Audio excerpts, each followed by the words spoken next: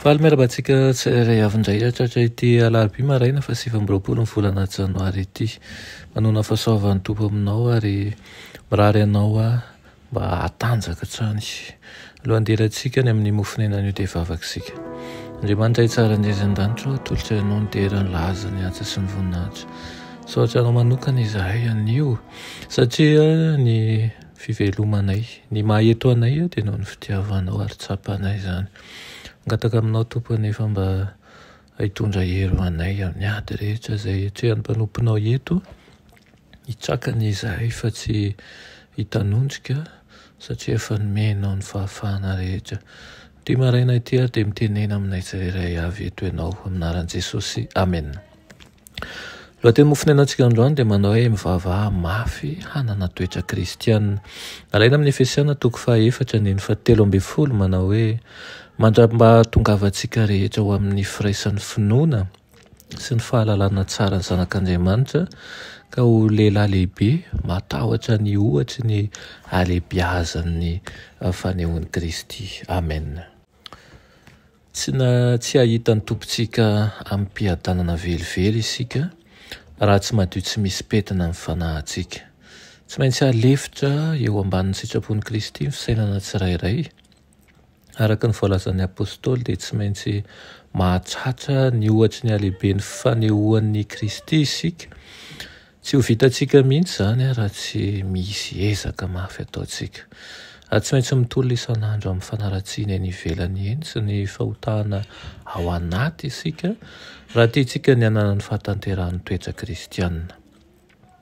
Izay manatanteraka an'izany asa izany dia hita fa be tokoa no mila hitsy eo amin'ny fiainany ary hanokana fotoana betsaka hivavahana izy sy ampitahana ny tenany amin'ilay fenitra lehiben'Andriamanitra dia ny lalàny.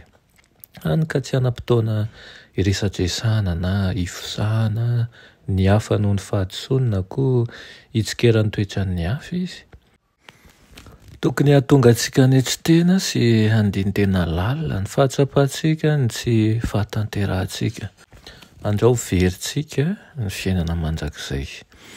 Raha tsy ilain'ireo mitonona avoaka an'Andriamanitra ny toetra ny feno tsy firayana sy ny hevi-disony momba ny atao hoe kristianina dia maro amin'ireo izay mihevitra ny tenany fa eo amin'ny lalàna makany an-danitra no hita fa ao amin'ny lalàna makany amin'ny fahaverezana. Maro amin'ireo milaza tena mpivavaka izay miavonavona am-po no angovitra tahaka ny ravina andalovan'ny tafiotra raha sokafana ny masony ahitany atao hoe fiainana ara-panahy marina. Raha mba azo ho azy namantsy ireo mandrimandry manana aretin'ireo ka hitany fifanoheran'ny finoana tanany amin'ny toetra izay asehony andavanandro, tsy maintsy manana fifandraisana velona amin'ny Kristy isika raha teo kristianina velona.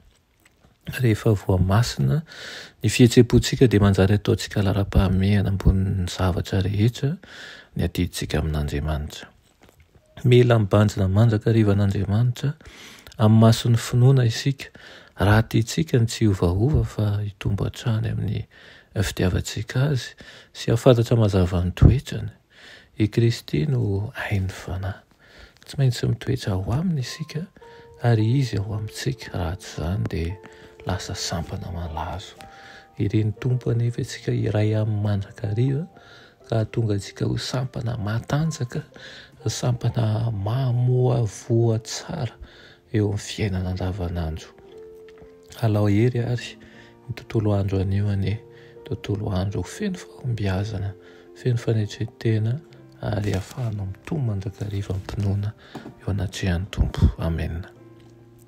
Andriamanitra rairay tsara indrindra, mbola misaotra anao izay ny amin'izany teninao izany. Ampianaro izahay hijery anao ireo rery ihany ary tsy hibanjina zavatra hafa ny amin'izao fiainana izao fa ianao.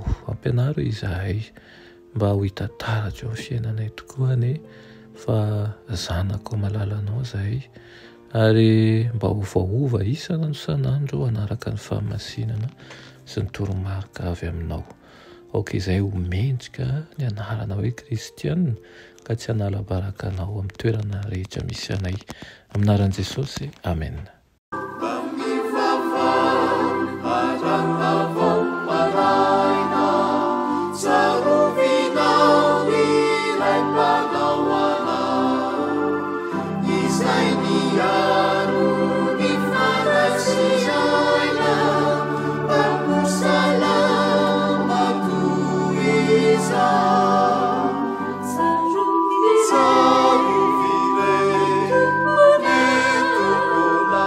Sapiaro